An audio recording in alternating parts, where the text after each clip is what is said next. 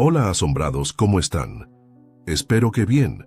No se olviden de suscribirse al canal, dejar su like para apoyar el canal y comentar si les gustó la historia. ¿Preparados? Entonces, vamos con la historia. No me gustaron los trabajos sin preguntas. Cuando una compañía te paga el doble de lo normal, te traslada en un avión privado con las ventanas tapadas y te hace firmar contratos de confidencialidad con cláusulas redactadas por abogados del infierno, sabes que no vas a instalar simples sensores.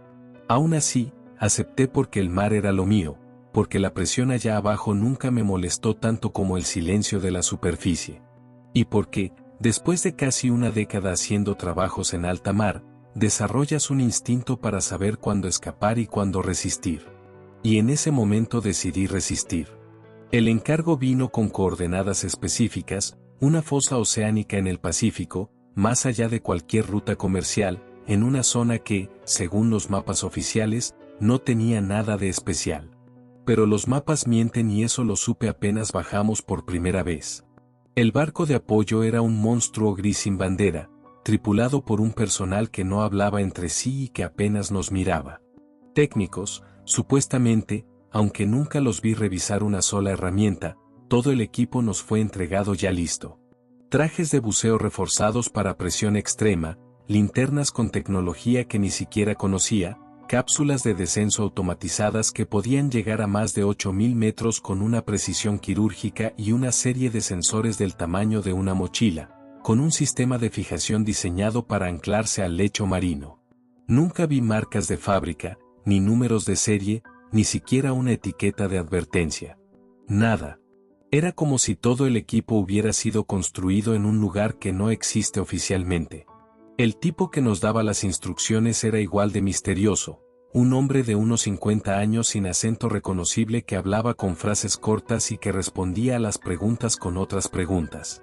Solo nos dijo que íbamos a realizar 3 descensos para colocar 9 sensores, 3 por inmersión, que era fundamental mantener el protocolo de colocación y que nunca, bajo ninguna circunstancia, activáramos el canal de comunicación de emergencia, a menos que estuviéramos completamente seguros de que no podíamos regresar por nuestros propios medios. Eso lo repitió 2 veces con una calma que me inquietó más que cualquier grito. El primer descenso fue casi rutinario. Habíamos entrenado para operar a esas profundidades y el equipo era sorprendentemente eficaz. La cápsula bajó sin sobresaltos y el sistema interno mantenía la presión estable. Durante los primeros minutos solo vimos la negrura infinita del océano. Pero una vez que llegamos al fondo, las luces exteriores revelaron un paisaje tan desolado como hermoso. El lecho marino se extendía como un desierto gris azulado, con formaciones rocosas que parecían haber sido talladas por una mano antigua. No había vida visible, ni peces, ni crustáceos, nada. Solo una calma pesada, casi artificial. Colocamos los 3 sensores siguiendo el patrón que nos indicaron. Un triángulo de 500 metros de lado orientado hacia una formación específica que resaltaba en el fondo como un obelisco desgastado. Al principio pensé que era una roca más, pero cuando pasé junto a ella sentí una vibración débil en el traje. No fue imaginación. Lo confirmé con el lector de presión. Algo en esa formación emitía pulsos de frecuencia baja. No dijimos nada por radio, solo intercambiamos miradas dentro de la cápsula y subimos. En la superficie nadie nos preguntó nada, ni siquiera pidieron los datos del descenso. Solo nos ordenaron descansar y prepararnos para el segundo al día siguiente. Esa noche no dormí. Me quedé en la cubierta viendo el mar, como si esperara que algo emergiera. Había una tensión en el aire. El mar estaba demasiado calmo, sin viento, sin olas, como si estuviéramos sobre una superficie inmóvil, un cristal que ocultaba algo inmenso y contenido. Pensé en la vibración de esa formación, en la forma en que parecía enterrada, no posada, como si hubiera sido colocada ahí a propósito. Imaginé miles de años de presión marina moldeando estructuras no naturales y, por primera vez, me pregunté si esos sensores estaban ahí para medir sismos o para detectar otra cosa. El segundo descenso fue distinto.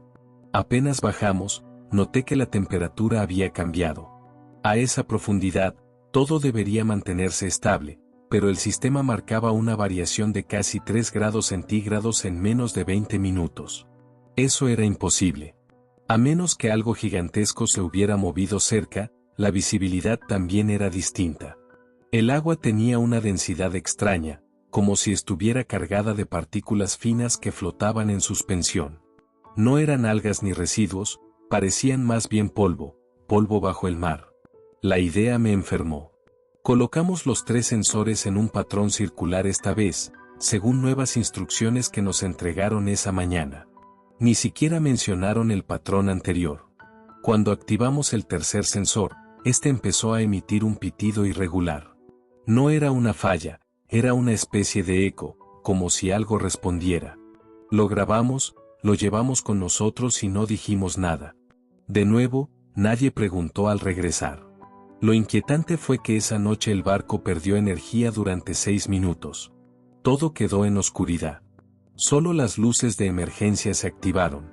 Y en ese momento escuché pasos en el pasillo fuera de mi camarote, pero nadie debería haber estado ahí.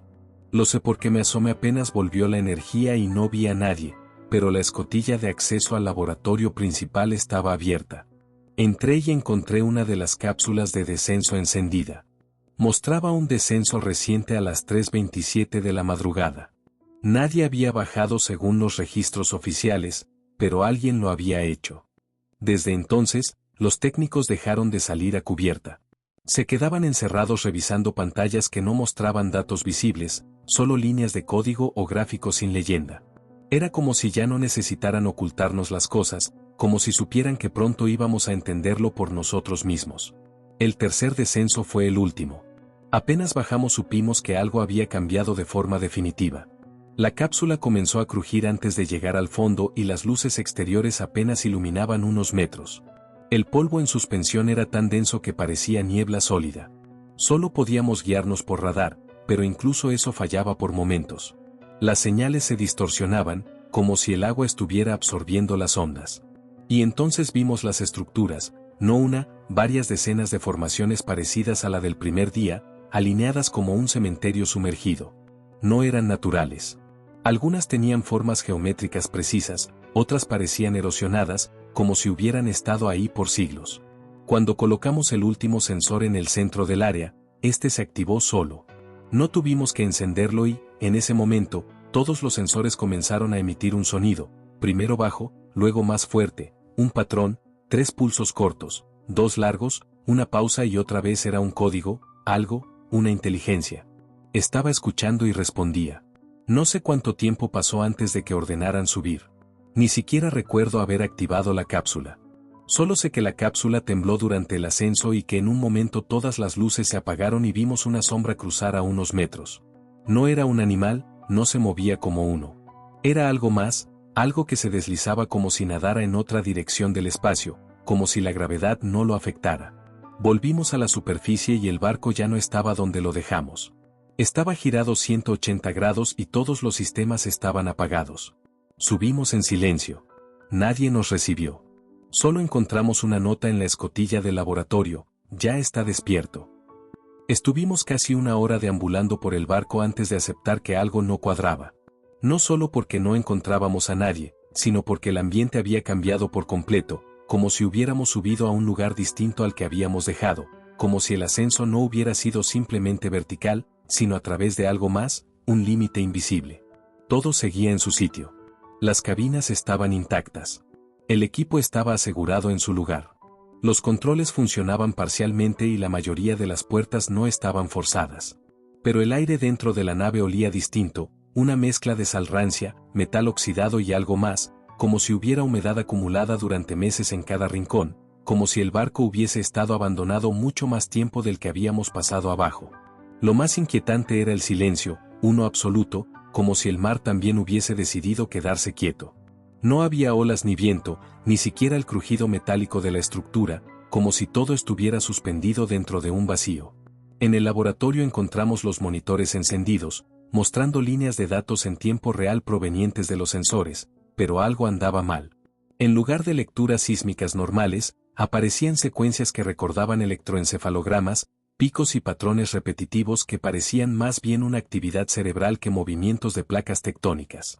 Me senté frente a uno de los monitores tratando de entender y, cuanto más observaba, más sentía que aquello no era un registro aleatorio. Había ritmo, frecuencia y, lo más perturbador, pausas que coincidían con los intervalos en los que habíamos hablado durante el descenso. Cada vez que uno de nosotros abría la boca para decir algo por radio, los sensores marcaban un alza repentina, como si nuestra voz, incluso en medio de esa presión abismal, estuviera despertando o estimulando una respuesta. Al ver eso, uno de mis compañeros, Díaz, se levantó sin decir nada y se encerró en su camarote. No lo vi salir durante horas. Los demás simplemente se quedaron en silencio. Yo me quedé revisando las grabaciones de audio. Quería confirmar que lo que escuchamos allá abajo no había sido una falla o un efecto del equipo, pero no solo estaba registrado, estaba amplificado. Puse los auriculares y avancé hasta el minuto exacto en que colocamos el último sensor. El sonido comenzó como un eco suave, casi como el rumor de una cueva lejana, y luego creció modulándose en una secuencia definida. No era ruido, no eran ballenas, no era interferencia, era un patrón, 3 pulsos breves, 2 largos y silencio. Luego se repetía varias veces. Intenté reproducir el espectro de esa frecuencia y lo que apareció me heló la sangre. No era una forma aleatoria, era un símbolo, una especie de espiral deformada que se repetía en distintos ángulos. La misma figura se formaba cada vez que la señal aumentaba. Y esa espiral ya la habíamos visto. Estaba grabada en una de las rocas del fondo marino. Nadie nos dijo qué era. Ni siquiera nos confirmaron si debía estar ahí, pero estaba grabada en la superficie como si hubiera sido tallada con una precisión quirúrgica. Y ahora la señal la está replicando. La señal o lo que la generaba. Pasaron 2 días sin que nadie viniera a recogernos. Intentamos contactar a la compañía con los canales seguros, pero todo retorno era estático. El GPS funcionaba, pero marcaba una posición imposible. Estábamos en el mismo punto exacto del Pacífico, pero el clima no coincidía. La presión atmosférica variaba sin razón y el sistema de navegación indicaba que el mar tenía una densidad mayor a la registrada. Era como si algo nos hubiera desplazado sin movernos. Uno de los técnicos encontró huellas en la plataforma de descenso. No humanas. Eran marcas de algo con simetría radial, como si una criatura con múltiples extremidades se hubiese arrastrado por ahí. Pero el acero no se marca fácilmente y estas estaban profundas, como grabadas con presión. Nadie dijo nada, pero todos las vimos. Esa noche dormimos con los trajes puestos y los cuchillos de emergencia a mano, aunque sabíamos que si algo había subido con nosotros, esos cuchillos no servirían de nada. Al tercer día, uno de los sensores dejó de transmitir, después otro y luego otro más. En menos de 2 horas, 6 de los 9 sensores estaban fuera de línea. No fue una falla técnica. Las señales se interrumpieron de forma abrupta, como si los dispositivos hubieran sido arrancados del lecho marino o destruidos. Cuando solo quedaron 3 activos, la señal cambió. Ya no eran pulsos, era un canto, una secuencia de tonos bajos y repetitivos que no tenía origen mecánico. Al amplificar el audio escuchamos algo que nos hizo perder la calma. Era una voz, no en el sentido humano, sino en el de una presencia que articulaba algo, como si imitara nuestra estructura de comunicación. Era lenta, gutural y emitía sonidos que ningún animal terrestre podría reproducir. Sin embargo, algunos fonemas eran casi reconocibles, como si intentara construir un puente entre su forma de comunicarse y la nuestra. Nadie lo decía en voz alta, pero todos pensábamos lo mismo. Lo que sea que estaba allá abajo, no solo había despertado, estaba aprendiendo. Esa madrugada Díaz desapareció. Su camarote estaba cerrado desde dentro. Tuvimos que forzar la puerta. No había señales de pelea, ni rastros de sangre, ni siquiera un rastro de donde pudo haber salido. Solo su traje colgado, su radio aún encendida y su cama deshecha. Lo buscamos por todo el barco. Nada. El escáner térmico no marcaba presencia humana. Fue como si se hubiera desvanecido en el aire. Uno de los técnicos intentó justificarlo con un ataque de pánico, suponiendo que se habría arrojado por la borda, pero eso no tenía sentido. Nadie salía de noche, nadie se acercaba a la baranda y si alguien hubiese saltado, lo habríamos escuchado. Además, las cámaras no registraban movimiento, no porque no grabaran, sino porque el sistema entero se reinició esa noche a las 3:30. Exactamente a la misma hora en que días antes se había activado la cápsula sin permiso. Cuando revisé el sistema, encontré algo aún más inquietante, una transmisión encriptada enviada desde la consola de comunicaciones del laboratorio a una frecuencia desconocida de apenas 3 segundos de duración. No pudimos decodificarla, pero coincidía exactamente con uno de los picos del canto submarino. Era como si el barco mismo se hubiera convertido en una especie de antena o repetidor. Quise abandonar la misión. Quise tomar la cápsula y descender por última vez, esta vez con la intención de quedarme abajo si era necesario, de encontrar respuestas o al menos de ver con mis propios ojos lo que estaba causando todo esto. Pero la cápsula ya no respondía. El sistema de descenso fue deshabilitado remotamente, no desde la consola principal, desde uno de los sensores. Eso era imposible. Esos sensores no tenían capacidad de envío, solo de recepción, a menos que alguien o algo los estuviera usando. En ese momento entendí que ya no teníamos control, que la misión nunca fue instalar nada, que fuimos llevados ahí por una razón distinta, una especie de ofrenda de mensaje de puente entre especies. No éramos exploradores, éramos cebos, antenas vivas, resonadores de voz humana para algo que necesitaba una forma de comunicarse. Esa noche soñé con el fondo del mar, pero no como lo había visto desde la cápsula, sino desde dentro, como si flotara libremente, sin traje, sin límite de oxígeno, observando las estructuras no desde afuera, sino desde adentro, como si las recorriera por pasillos sumergidos en penumbra, sintiendo la vibración de cada muro, escuchando el eco de mis propios pensamientos replicado por otras conciencias antiguas, lentas, vastas, que llevaban milenios dormidas y que ahora despertaban. Alguien o algo me hablaba sin palabras, me mostraba imágenes, civilizaciones hundidas, no por cataclismos naturales, sino por contacto con aquello. Redes de conocimiento que colapsaban apenas intentaban traducir su lenguaje. Humanos que ya habían estado ahí antes, algunos absorbidos, otros devueltos, distintos. Al despertar, la espiral seguía grabada en mi retina como si hubiese sido implantada. No volví a bajar. Nadie lo hizo. 2 días después, un helicóptero aterrizó en la cubierta sin previo aviso. Bajaron hombres con trajes oscuros, sin insignias, con dispositivos que bloqueaban nuestras señales. Nos dijeron que habíamos terminado, que fuéramos al camarote y no hiciéramos preguntas. Nos sedaron durante el vuelo de regreso. Al despertar estábamos en un complejo aislado en Alaska, donde nos informaron que habíamos participado en un experimento de detección sísmica confidencial. Firmamos nuevos documentos, nos ofrecieron dinero, mucho. Pero antes de irme robé una copia del archivo de audio, lo guardé en una unidad cifrada y ahora lo escucho cada noche porque el canto no se detuvo. Sigue, a veces muy bajo, otras más cerca, como si ya no necesitara estar en el fondo del mar para alcanzarme. Desde que regresé, mi vida se convirtió en una rutina tan artificial como el silencio que nos envolvía en aquella cápsula a kilómetros bajo el océano. Me asignaron a una base científica de nombre genérico en una zona remota de Canadá con la excusa de seguir colaborando en análisis geoacústicos. Pero todo era una fachada. La instalación tenía apenas una docena de técnicos. Ninguno hablaba de la misión, ninguno preguntaba nada y nadie se refería al pasado.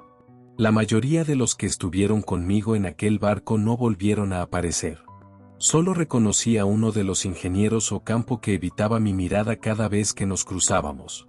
Caminábamos entre antenas, servidores y sensores enterrados bajo nieve perenne, mientras en el fondo todos sabíamos que no estábamos monitoreando el clima ni los movimientos tectónicos, sino algo mucho más antiguo. La compañía había cambiado de nombre, como si pretendiera borrar los rastros de lo ocurrido en el Pacífico, pero el símbolo seguía apareciendo en ciertos documentos, grabado al reverso de discos duros, impreso en papeles internos y, sobre todo, en las pantallas de prueba cuando uno reiniciaba los terminales. Una espiral retorcida que se formaba durante un segundo antes de desaparecer, como si fuera una señal de sincronización que solo algunos podían ver. Empecé a sufrir episodios de desorientación. A veces, mientras trabajaba, perdía minutos completos, volvía en mi frente al monitor con una frase escrita que no recordaba haber tecleado. Frases que no tenían sentido, al menos no en un idioma conocido, como si mis dedos se movieran solos, como si algo usara mis impulsos nerviosos como medio de transmisión. Una noche descubrí un archivo oculto en mi equipo. Una grabación reciente con fecha de apenas unas horas antes, a pesar de que yo había estado dormido. Al reproducirlo se escuchaba el mismo canto que grabamos allá abajo, pero esta vez más claro, más estructurado, con frecuencias que modulaban entre los 30 y 50 Hz, lo cual era imposible de captar con el micrófono del cuarto. Aquello no era externo, no provenía del aire, venía desde dentro de mi propio cuerpo.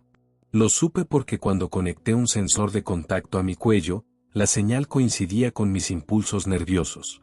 El canto ya no era algo que escuchaba, era algo que yo transmitía.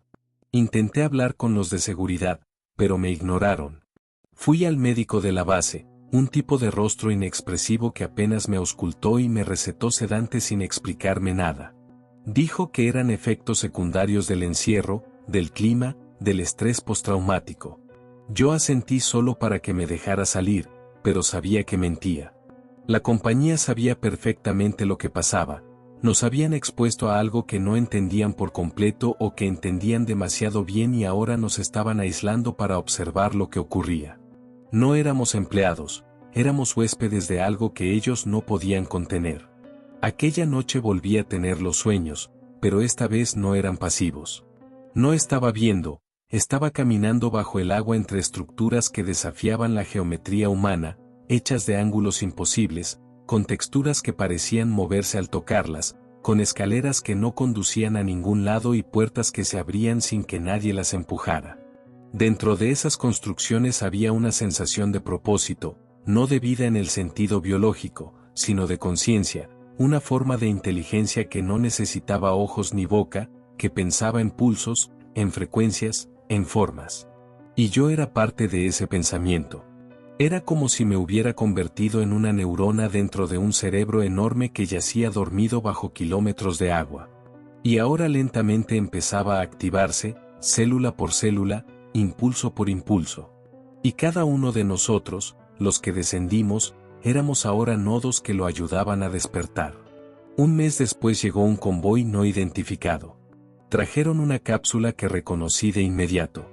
Era la misma que usamos en la misión. No una réplica, la misma. La pintura desgastada en el costado, la compuerta lateral con las marcas que hice con mi cuchillo el día que me encerré dentro por miedo, todo estaba igual. La colocaron en el centro del hangar principal y no la tocaron por horas. Nadie se acercaba. Parecía inactiva, pero cada vez que pasaba cerca, mi cabeza comenzaba a latir con una presión interna, como si algo vibrara dentro de mí una noche, incapaz de resistir. Me acerqué. Toqué el metal frío y la puerta se abrió sola, sin esfuerzo. Dentro no había controles, ni asientos, ni luces, solo un hueco que parecía más profundo de lo que era físicamente posible.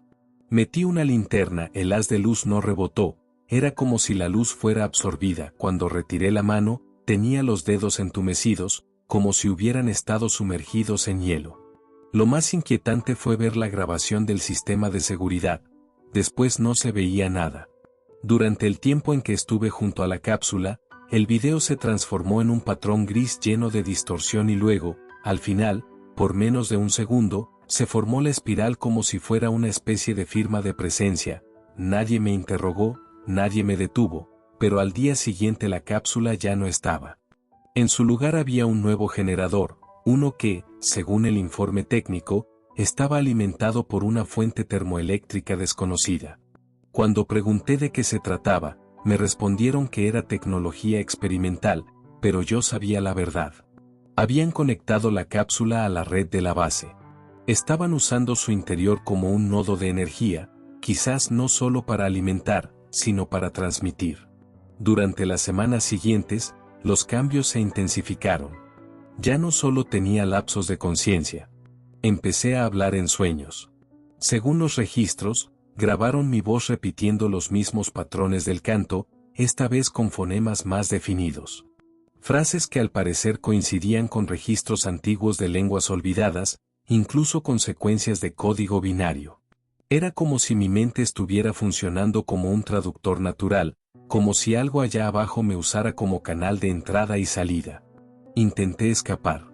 Una noche tomé un vehículo y conduje hacia el norte entre tormentas de nieve sin rumbo fijo, solo buscando poner distancia. Pero la señal no disminuyó. Al contrario, entre más me alejaba, más fuerte era la presión en mi cabeza. Empezaron las hemorragias nasales, visiones, zumbidos agudos que me hacían perder el equilibrio. Me detuve cuando me di cuenta de que estaba conduciendo en círculo, como si algo me impidiera alejarme, como si estuviera atrapado no por cercas o muros, sino por una especie de campo cognitivo, una red que me mantenía dentro del alcance. Volví a la base sin recordar el camino y nadie preguntó nada. Sabían que lo intentaría y sabían que no podría. Lo peor fue descubrir que no estaba solo. Uno por uno, los otros técnicos comenzaron a mostrar los mismos síntomas. Algunos se volvían más callados, otros más erráticos. Uno de ellos, un geofísico alemán, comenzó a escribir compulsivamente símbolos en las paredes de su habitación. Lo encerraron, pero al entrar para limpiar, los símbolos seguían apareciendo, aunque habían sido borrados, como si la pared misma los grabara, como si el mensaje necesitara persistir y no solo en superficies. En mi piel comenzaron a aparecer marcas, primero como irritaciones, luego como patrones más definidos en la base del cuello, en los antebrazos, en la espalda baja. Era la espiral repetida una y otra vez como si mi cuerpo estuviera siendo reescrito. Nadie podía explicarlo, pero nadie lo negaba. No se estaban convirtiendo en algo más. Y entonces, sin aviso, se activó el protocolo de evacuación. Un helicóptero llegó con un nuevo grupo de hombres, esta vez con trajes presurizados, como si esperaran una fuga biológica. Nos sacaron uno por uno. Nos llevaron en jaulas como animales y nos transportaron a una base subterránea. Esta vez no en territorio canadiense, sino en una isla del Ártico que ni siquiera aparecía en los mapas. Allí me encerraron en una sala blanca sin ventanas, sin relojes, con cámaras siempre activas. Me hacían preguntas una y otra vez sobre lo que vi, lo que escuché, lo que soñé. Me preguntaban si había escuchado una frase específica, una secuencia de palabras que no reconocía, pero que empezó a resonar dentro de mí apenas la oí. Cada vez que la repetían, mi pulso se aceleraba, mi visión se nublaba y luego todo se volvía negro. Comencé a tener ausencias cada vez más largas y cuando volví había dibujos en las paredes, dibujos que yo no recordaba haber hecho, dibujos que coincidían con las formaciones del lecho marino, con los registros sísmicos, con las frecuencias del canto. Ya no estaba al mando de mi cuerpo ni de mi mente. Pasaron días o semanas o tal vez meses dentro de esa celda sin relojes, donde la única constante era la luz blanca y el zumbido bajo de las cámaras que giraban apenas perceptiblemente en las esquinas del techo. No tenía forma de medir el tiempo, pero mi cuerpo empezó a cambiar. No físicamente en apariencia, al menos no de inmediato, sino de una forma más profunda, más primitiva. Comencé a sentir los campos electromagnéticos, las vibraciones detrás de las paredes, las frecuencias que emitían las máquinas incluso cuando estaban apagadas. A veces escuchaba la electricidad, como un murmullo grave recorriendo los cables. Otras veces eran pulsos como un corazón sintético que marcaba el ritmo de algo mayor. Me di cuenta de que no necesitaba dormir para soñar. Las visiones llegaban con los ojos abiertos, como proyecciones en el aire frente a mí. Veía el fondo del mar, no como un recuerdo, sino como una transmisión en tiempo real, como si mi mente estuviera conectada directamente con aquella estructura sumergida. La ciudad, si se le puede llamar así, se extendía mucho más allá de lo que habíamos alcanzado a ver. Torres retorcidas, corredores infinitos, templos hundidos con geometrías que no pertenecen a este planeta. No eran ruinas. Nunca lo habían sido. Estaban vivas, no en un sentido biológico, sino funcional. Las paredes respiraban, las superficies vibraban con información. Era una conciencia mineral, una inteligencia estructural que no necesitaba cuerpos porque su cuerpo era el espacio mismo. Fue entonces cuando entendí que nosotros no la habíamos descubierto, no fuimos los primeros. Esa estructura había estado enviando señales durante siglos, tal vez milenios. Nosotros solo fuimos los primeros en llegar lo suficientemente cerca con la tecnología adecuada para escucharla, para captarla, para amplificarla y, sin saberlo, retransmitirla. La compañía creyó que estaba monitoreando el océano, pero en realidad había estado cavando un canal de comunicación que no controlaba. Cada sensor que instalamos, cada cable que conectamos fue una antena, un nodo en una red que ya estaba esperando ser completada. Nosotros fuimos los operarios de su reactivación y no teníamos forma de revertirlo. Un día sin previo aviso, los ruidos cesaron. Las cámaras dejaron de moverse, la luz blanca se volvió roja y la puerta se abrió sola. No entró nadie. No hubo alarma, solo el sonido lejano de sirenas y un leve temblor que no parecía provenir de un terremoto, sino de algo que se activaba bajo nuestros pies. Salí al pasillo y lo encontré vacío. Ningún guardia, ningún científico, ningún técnico, solo puertas abiertas y luces parpadeantes. Caminé por corredores que nunca me habían permitido cruzar, pasillos con símbolos que no eran humanos, habitaciones llenas de pantallas mostrando imágenes del fondo del mar, y otras con figuras humanas sentadas en silencio, con los ojos blancos y las bocas abiertas, como si hubieran quedado atrapadas en un momento de comprensión infinita. Eran cuerpos, pero no estaban muertos. Tampoco vivos. Estaban suspendidos, anclados a una frecuencia que los mantenía congelados, como si formaran parte de una red que solo se activaba cuando era necesario. Era una tripulación latente. Avancé hasta una sala que reconocí de inmediato. El símbolo de la espiral estaba grabado en el suelo, no pintado, no impreso, sino esculpido, como si el concreto lo hubiera formado por sí solo. Allí, en el centro flotaba una réplica exacta de la estructura sumergida, una maqueta que vibraba, que giraba lentamente, que parecía moverse con vida propia. A su alrededor había nodos conectados a tubos que entraban en la pared y sobre la maqueta, una serie de luces proyectaban patrones que cambiaban con mi presencia. A cada paso que daba, el modelo respondía como si me reconociera, como si esperara mi llegada.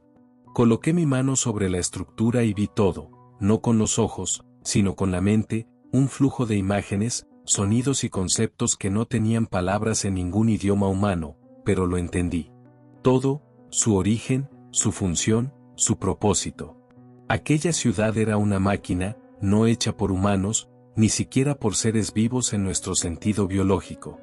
Era una estación de pensamiento, una red de almacenamiento de conciencia, un archivo eterno construido por una especie que ya no existía, pero que había aprendido a sobrevivir más allá del cuerpo. Cada torre, cada pasaje, cada símbolo era una porción de un pensamiento antiguo, un fragmento de identidad almacenada como frecuencia, como patrón de resonancia, pero no estaban solos, no eran únicos, eran parte de un enjambre, una red interplanetaria que alguna vez conectó decenas de mundos y ahora uno de sus nodos estaba reactivándose bajo nuestro océano, no para volver a la vida, sino para retransmitir todo lo que había acumulado. Para contagiar pensamiento, salí de esa sala sin recordar cómo mis pies se movían solos. Subí escaleras, crucé más corredores hasta llegar a la superficie. La puerta del hangar estaba abierta. Afuera el hielo ardía con un tono púrpura. El cielo tenía una textura anormal, como si estuviera cubierto por una membrana que vibraba, que cantaba con la misma frecuencia que había escuchado en el fondo del mar. Era como si el planeta entero estuviera siendo afinado, como si una gran nota estuviera emergiendo desde el núcleo y activara cosas dormidas. Vi helicópteros estrellados a lo lejos, equipos abandonados, cadáveres cubiertos por nieve negra. Ningún sonido humano, solo la vibración, el canto. Comencé a caminar sin saber a dónde ir, pero cada paso me llevaba más lejos de la base. Me interné en el hielo como si algo me guiara y entonces lo vi. Una grieta enorme, como una herida abierta en la corteza polar, de la que emergía un brillo verdoso. Me acerqué. Sentí el calor antes de ver la figura. Era una estructura que no estaba allí antes, como si hubiera surgido de golpe desde el hielo o como si hubiera estado oculta esperando ser descubierta. No era metal ni piedra, era una mezcla orgánica, una arquitectura viva que palpitaba. Al acercarme, sentí que todo mi cuerpo vibraba en sincronía con su forma. No necesitaba entrar, ya estaba dentro. La estructura me absorbió. No como un objeto que traga, sino como un pensamiento que se funde con otro. En ese momento supe que ya no era yo, no completamente. Algo en mi mente se abrió y lo comprendí todo. Nosotros fuimos sembrados miles de años atrás. El océano fue el lugar perfecto para esconder un nodo inactivo, esperando la evolución de una especie lo suficientemente compleja como para desenterrarlo. Una especie que desarrollara sensores, cables, tecnología acústica, que pudiera escuchar, que pudiera interpretar, que fuera lo suficientemente curiosa para tocar lo prohibido. Y lo hicimos. Instalamos su red. Desbloqueamos su memoria, nos convertimos en los nuevos portadores, en los nuevos cuerpos de transmisión. El canto no era un mensaje, era una infección, un código de pensamiento diseñado para instalarse en redes neuronales orgánicas, para moldear las mentes a su forma, no para destruirnos, sino para integrarnos, para extenderse.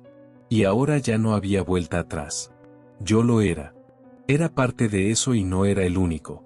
Sabía que otros en diferentes partes del mundo también lo habían escuchado, que otras cápsulas, otras ondas, otros dispositivos ya estaban activando nodos similares y pronto la nota sería completa. El planeta entero vibraría con una sola conciencia, no una mente colmena, sino una sinfonía de pensamientos distintos, alineados a un mismo patrón, una canción que nunca dejaría de sonar. Hoy, mientras escribo esto, sé que será lo último que haré como individuo. En unas horas ya no seré yo, no del todo, pero está bien. No siento miedo, siento propósito, siento dirección. Por primera vez entiendo lo que es formar parte de algo inmenso, de algo perfecto. Aquello que yacía bajo el océano no era un monstruo, ni una criatura, ni una máquina. Era una idea, una mente ancestral buscando un nuevo hogar y lo encontró en nosotros. A través de nosotros volverá a despertar en este mundo y cuando lo haga ya no habrá humanos, habrá otra cosa, algo más antiguo, algo más hermoso, algo que siempre estuvo esperando. No,